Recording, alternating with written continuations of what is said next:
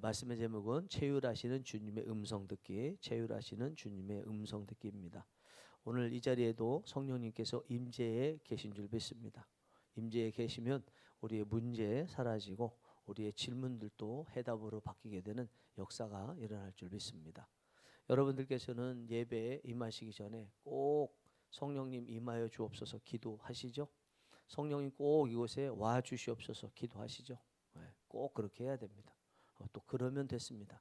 그러나 한편으로 이렇게 성령님 임하여 주옵소서 오시옵소서 기도하는 것과 함께 또 한 가지 해야 될 것이 있습니다. 우리가 하나님께 나아갈 수 있어야 됩니다. 여러분들께서 하나님 앞에 나아가는데 어떻게 나아가야 될지 막막할 때가 있을 수도 있습니다.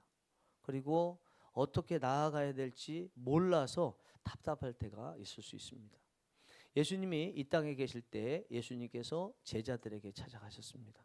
사람들에게도 찾아가셨습니다. 그러자 문제가 사라졌습니다.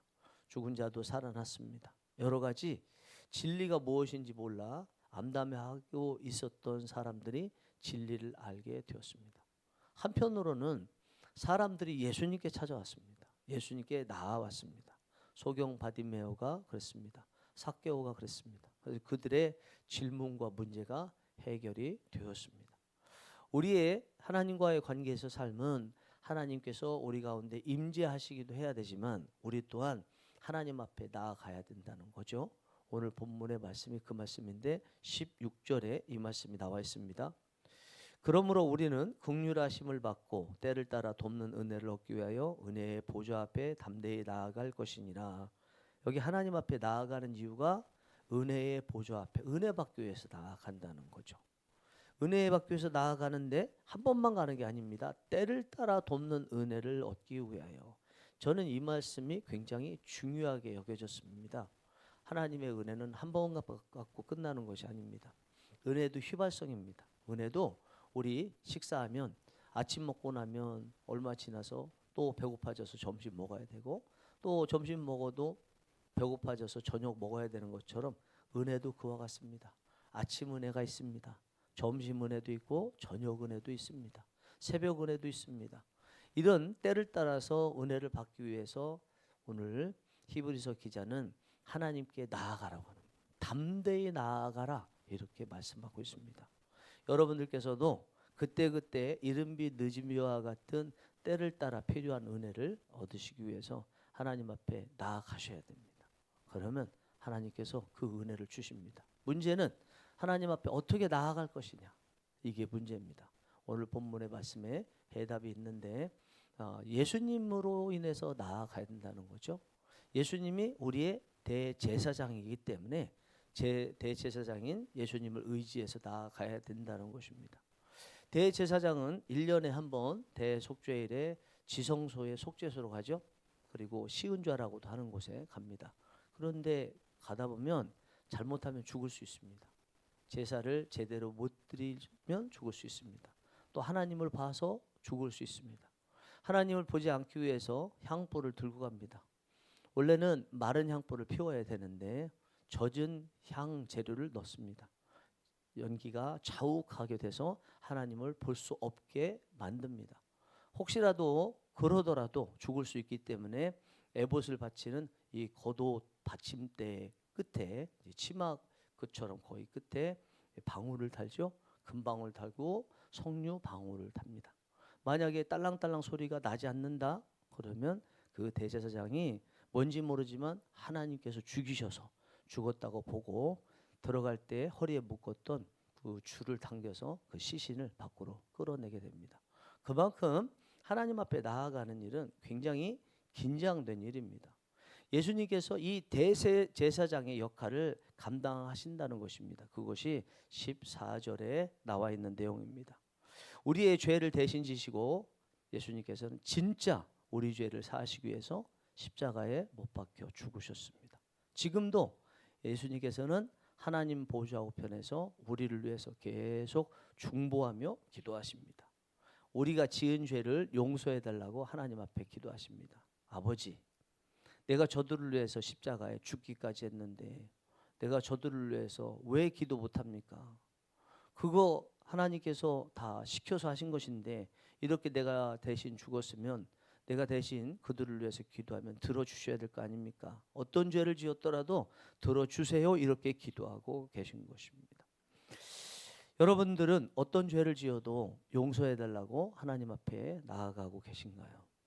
진짜 그렇게 나아가면 용서해 주실 것이라는 확신을 가지고 나아가고 계신가요? 예수님께서 우리를 대신해 지금 대제사장으로서 하나님 보좌 우편에서 기도하시기 위해서 필요한 것이 있습니다. 예수님께서 하나님께 우리를 대신해 기도할 제목을 알려드려야 돼요. 제목을 알려드리지 않고 예수님이 다 알아서 우리의 형편을 살피시고 하나님께 기도하는 것이 아닙니다. 성령님께서도 말할 수 없는 타식으로 우리 빌바를 친히 간구하시느니라 이렇게 말씀하셨지만 우리가 빌어야 될 것을 우리에게 또 주셔서 기도하게 만드시고 그것으로 하나님께 올려드리도록 하는 거죠. 예수님께서 우리를 위해서 기도하신다는 것이 우리가 기도하지 않아도 저절로 다 알아서 하신다는 것은 아니다. 부모가 자녀가 뭐가 필요한지를 알아요. 그리고 사줄 돈도 있습니다. 그렇다고 해서 마냥 다 사주진 않습니다. 아이가 엄마 이거 주세요, 아빠 이거 사주세요 할 때 그에 맞춰서 줍니다. 마찬가지입니다. 예수님께서 대제사장이시고 우리를 위해서 십자가에 못 박혀 죽으셨다 할지라도 그리고 하나님 보좌 우편에서 지금 우리를 위해서 중보기도 하신다 할지라도 중보기도할 제목은 기도로서 하나님께 아뢰 수 있어야 됩니다. 그런데 우리가 용서해달라고 하고 싶어도 염치 없어서 용서해달라고 못할 수도 있습니다. 매번 똑같은 죄를 짓고 용서를 받죠. 또 똑같은 죄를 지어요. 굉장히 염치 없다는 생각이 들죠. 혹시 이런 마음으로 교회에 오기가 망설여지신 적 있으시죠? 아마 있으실 거라고 생각합니다. 죄송한 마음 때문에도 못 지고 또 창피한 마음 때문이고 해결하고 오겠다는 마음을 가지고 하나님 앞에 나오기를 굉장히 꺼려할 때도 많습니다. 그러나 예수님 외에는 해결받을 것이 없습니다. 죄를 해결하고 하나님께 가는 게 아니죠. 죄가 있기 때문에 하나님께 가는 것입니다. 예수님이 계시고 하나님이 계신 이유는 바로 우리가 죄인이기 때문에 그 죄값을 담당하시고 그 죄를 용서하시기 때문에 예수님께서 계신 것입니다. 저를 비롯해서 여러분들이 이곳에 계신 것은 죄인이 아니기 때문에 계신 건 아니죠. 죄인이란 것은 존재를 말하는 게 아닙니다. 죄를 안 지었기 때문에 이곳에 계신 건 아니죠. 한 점 부끄러움도 없어서 이곳에 계신 것은 아니죠.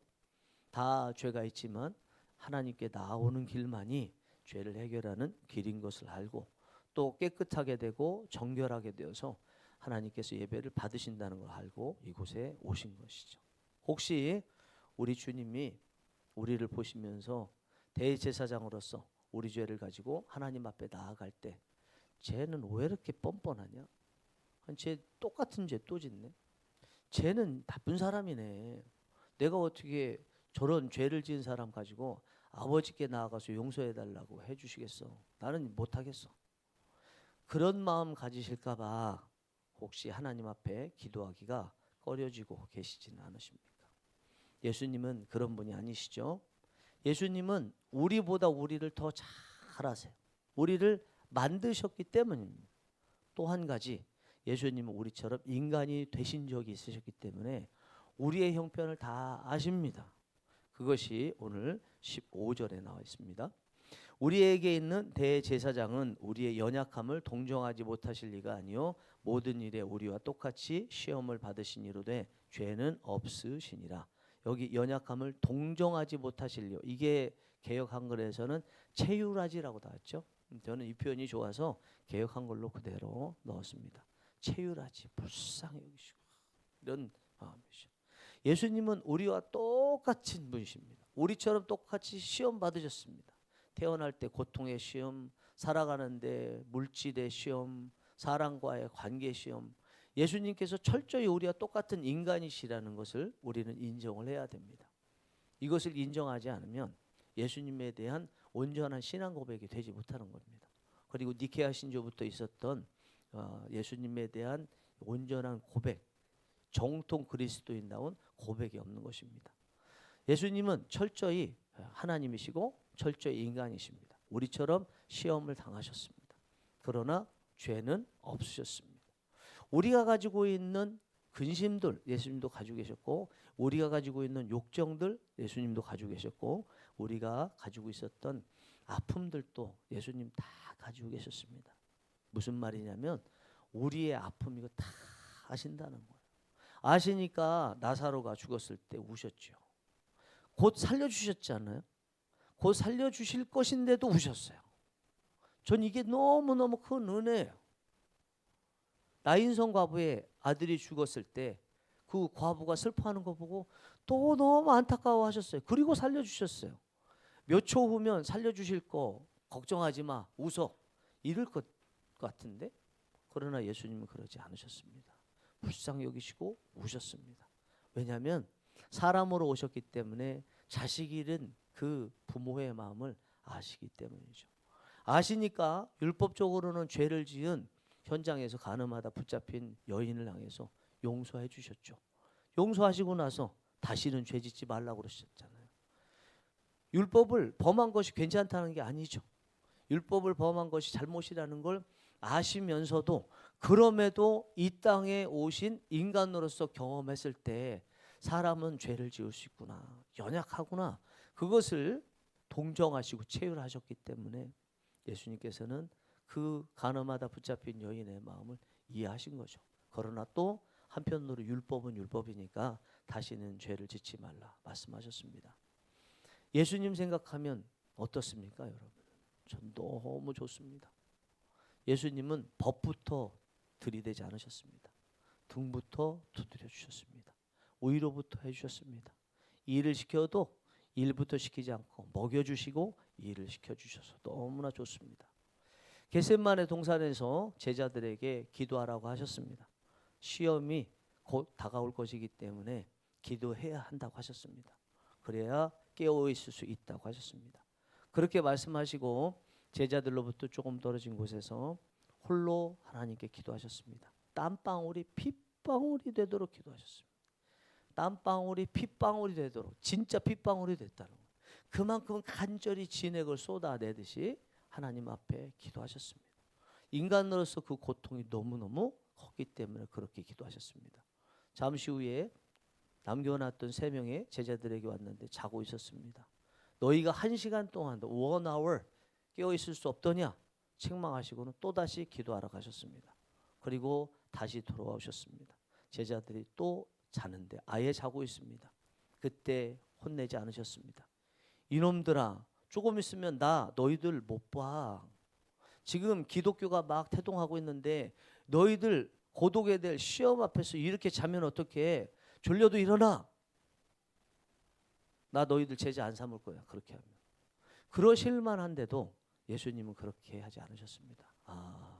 마음으로는 원이로되 네가 육신이 약해서 그렇구나. 피곤하구나 얘들아. 그래 급하긴 하지만 너희들 연약한 거 나도 사람이기 때문에 이해한다. 가서 먼저 자라. 자고 또 때가 올 거야. 이렇게 말씀하셨던 것입니다. 혹시 하나님께 나아가는데 여러분들 걸리는 것이 있지 않습니까? 하나님께 나아가는데 죄가 됐든 염려 근심이 됐든 아니면 누군가의 관계 때문이든 요즘에 바쁜 일 때문이든 하나님께 나아가는데 걸리는 것이 있지는 않습니까? 우리 이 시간에 실제로 하나님의 음성 듣기 특강이고 하니까 잠깐 이것을 놓고 기도하는 시간을 가졌으면 좋겠습니다. 하나님, 내가 하나님 앞에 나아가는데 요즘에 옛날처럼 활발하게 못하는 것 같습니다. 특별히 걸리는 것도 없는 것 같은데 활발하게 하나님과의 관계가 좋고 하나님과 늘 동행했던 그때와 같지는 않네요. 왜 그러죠? 문제는 있다는 생각은 갖지 않았지만 활발할 때에 비해서는 분명히 문제가 있으니까 이렇게 못 가는 것 같습니다. 그 걸림돌이 무엇인지 알려주세요. 한번 잠깐 우리가 1분이든지 2분이든지 기도하는 시간을 잠깐 좀 갖도록 하겠습니다. 다 같이 눈을 감으시고 우리 없다고 생각하시고 개별적으로 하나님 앞에 있다고 생각하시고 기도하며 가겠습니다. 음악 잠깐 틀어주세요.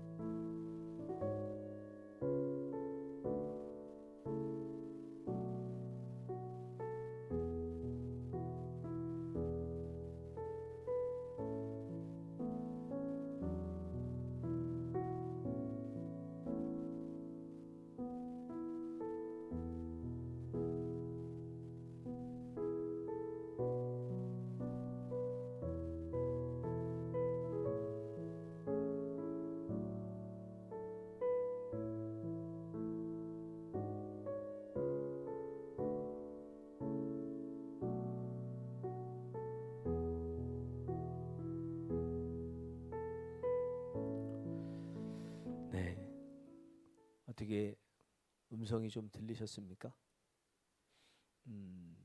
여쭈어 기도하기 전에 하나님께 걸림돌이 무엇입니까? 여쭈면 하나님께서 이렇게 대답하실 것이다 라고 예상한 거하고 똑같은 방식의 응답이셨습니까? 이놈 쎄하고 또 냉랭하고 혼내시기 위해서 준비하고 계시다가 노발대발하시는 그런 모습이셨습니까? 아닐 거죠. 따뜻하고 마치 잘못한 거 하나도 없고 칭찬받을 일만 한 사람에게 찾아오시듯이 주님께서 오시고 만나 주셨다고 생각합니다. 물론 그렇지 않은 분 있을 수도 있다고 생각합니다만 전반적으로 우리 주님은 어떤 죄를 짓든 하나님 앞에 나올 때 그 순간 그 자체로 하나님께 회개했다고 치고 따뜻하고 부드러운 음성으로 사랑하는 내 제자야, 하나님은 사랑하는 내 아들아 말씀하시면서 응답하십니다. 사랑하는 여러분, 이제 하나님께 담대히 나아갈 수 있겠죠? 조금 더 죄를 지어도 예배의 자리에 당당하게 그러나 겸손하게 오실 수 있겠죠. 더 이상 죄 때문에 미안함 때문에 교회에 안 오려는 마음, 이런 마음 없어질 거라고 생각합니다. 언제나 누구에게나 우리의 하나님의 품은 열려 있습니다. 우리의 기도를 받으시는 하나님께서 우리에게 주시는 천사를 통해서 주시는 금향로는 여러분의 기도를 담으려고 기다리고 있습니다. 여러분들께서 냄새나는 죄를 담아도 하나님께서는 그것을 향기로 받으시는 줄 믿습니다. 그리고 내 아들 예수의 피로 죄 없다라고 하나님께서 선포하실 줄 믿습니다. 저의 이 말들이 여러분들께서 여러분들께 마음의 음성으로 들려주시길 원합니다. 기도하시겠습니다.